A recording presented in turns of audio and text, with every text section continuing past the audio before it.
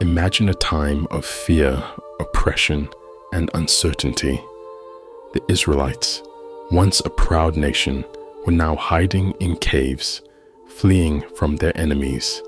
The Midianites, fierce, relentless, and numerous as locusts, had taken everything.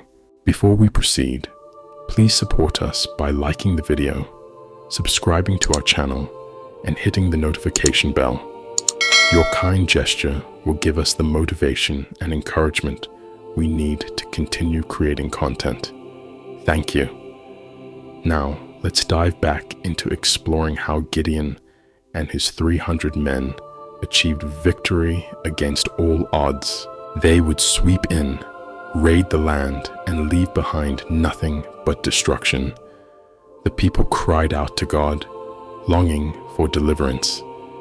In the midst of this despair, God chose an unlikely hero, Gideon. Gideon wasn't a warrior. He wasn't a leader or a king. In fact, when we first meet him in the book of Judges, he's hiding. He's threshing wheat in a winepress, hoping to stay out of sight of the Midianites. He was the least of his family, and his clan was the weakest in Manasseh. Gideon felt small, insignificant, powerless, but God saw him differently. An angel of the Lord appeared to Gideon, addressing him not as the man he was, but as the man God had destined him to become. "The Lord is with you, mighty warrior," the angel said.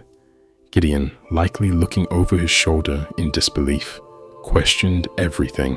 If the Lord is with us, why has all this happened to us? Where are all the wonders our ancestors told us about? He doubted, like many of us do in the face of hardship.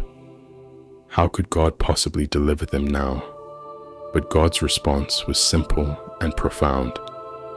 "Go in the strength you have and save Israel out of Midian's hand. Am I not sending you?" Still, Gideon hesitated. He needed proof, reassurance.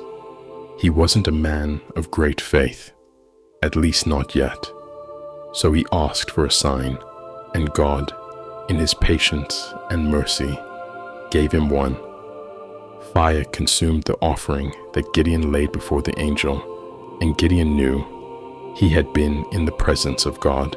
But still, Gideon wasn't quite ready. He asked for another sign twice, laying out a fleece and asking God to perform miracles with it. And twice, God obliged. His patience with Gideon reflected his understanding of human frailty. Now convinced, Gideon gathered an army. 32,000 men came to his side, ready to fight the Midianites. But God had other plans. You see, victory wasn't going to come by sheer numbers or strength. God wanted to make it clear that it was his hand, not the might of men, that would save Israel. "Too many," God said. "If you win with this many, Israel might think they saved themselves."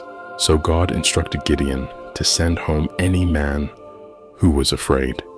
22,000 left, leaving just 10,000 men. But even this was too many.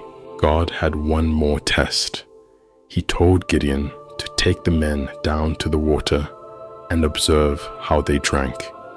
Most knelt and drank from the stream with their mouths, but a small group, just 300 men, scooped water into their hands and lapped it like dogs, remaining vigilant, eyes on the horizon.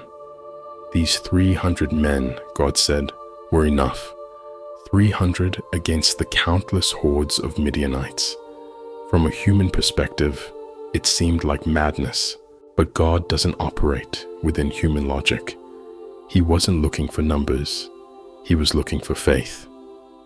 Under the cover of night, Gideon and his 300 men surrounded the Midianite camp, armed not with swords or shields, but with trumpets, torches, and jars. At Gideon's signal, they blew their trumpets, smashed the jars, and held high the flaming torches.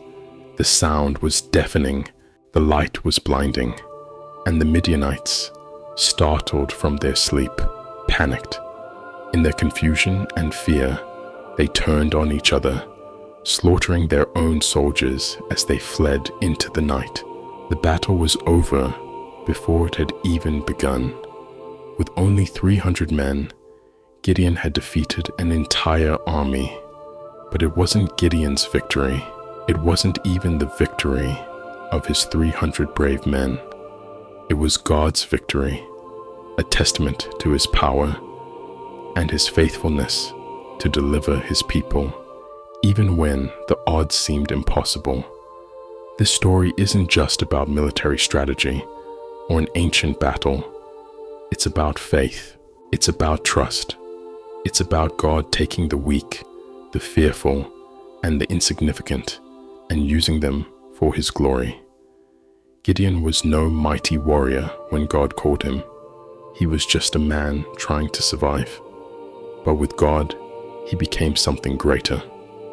With God, the impossible became possible. In many ways, we are all like Gideon. We face battles that seem insurmountable. We feel small, inadequate, unprepared. But God calls us not based on what we are, but based on what he knows we can become. And when we go in his strength, even when it feels like we have nothing to give, miracles happen. Gideon's victory reminds us that God is not limited by numbers or resources. He doesn't need the strong or the mighty. He needs the willing. He needs those who will trust him, even when the odds are stacked against them. In the face of your own battles, remember Gideon. Remember that God's power is made perfect in weakness. That with faith, no matter how small, God can do the impossible. So, like Gideon, go in the strength you have, because with God, that's all you'll ever need. Thank you for watching. I'd love to hear your thoughts in the comments below. I request you to support us by liking the video, subscribing to our channel, and hitting the bell icon. This generous act of yours will give us encouragement and power. May God bless you.